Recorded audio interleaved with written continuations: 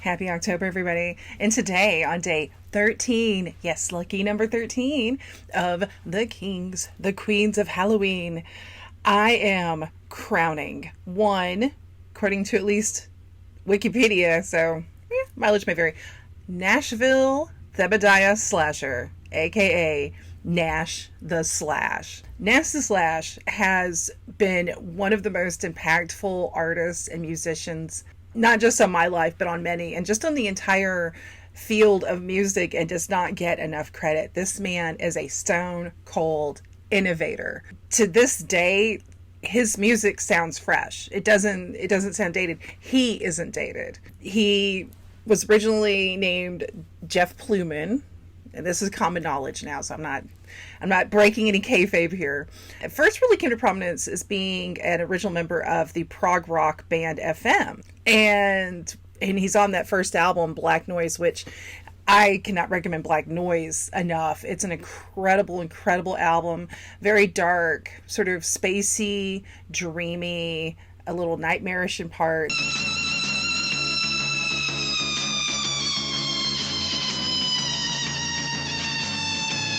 I feel like I can't help but feel like a lot of those darker shadows are because of Nash. Whether he's doing the electronic sort of violin, electric guitar, we're talking in the 70s here, where a lot of the artists that were working with that kind of tech were having to kind of invent things to make that tech sound innovative, and an innovator, and a little inventor.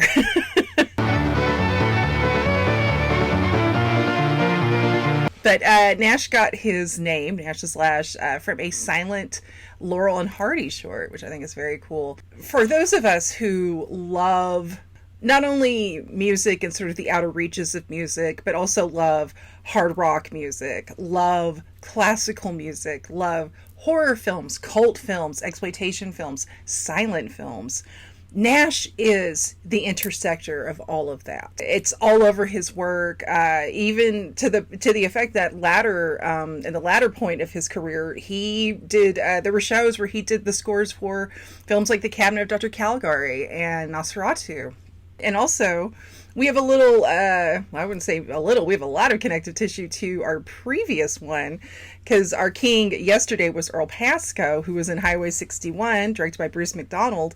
Well, Nash did the score for both Highway 61 and Bruce's previous film, Roadkill. And Nash even has an appearance in Roadkill.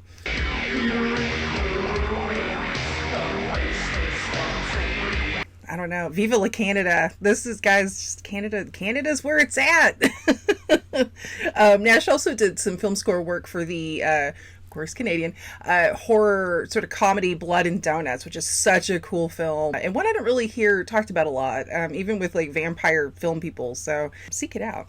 But more importantly, seek Nash out. There is a documentary that looks like it's finally getting released. I know it's about to do, or already has done, a festival showing in London called Nash the Slash Rises Again. It looks incredible, and I'm just so happy to see this absolute just firebrand of an artist really get his due. Nash the Slash is so special. As far as like recommendations, any of it, he's one of those.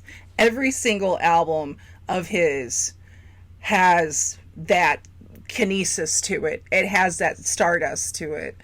And you're not really going to hear anything quite like it. And you know, and the thing I love too is he could be cheeky too. I mean, he's done some great covers of stuff like Dead Man's Curve. Oh gosh, 19th Nervous Breakdown. What I really love, and this is more on the creepy side, he does an incredible and very sinister cover of Psychotic Reactions, where at one point in the song, you hear a voiceover reading parts of what seems to be John Hinckley's letters to Jodie Foster.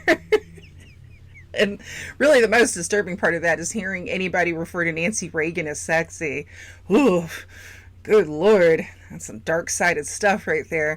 Nash the Slash, you are a king of musical kings, of art kings, and I am so happy to have him as our lucky 13 king here on the Kings and Queens of Halloween. So in the meantime, people, stay spooky, listen to some Nash the Slash, and see you soon. I cannot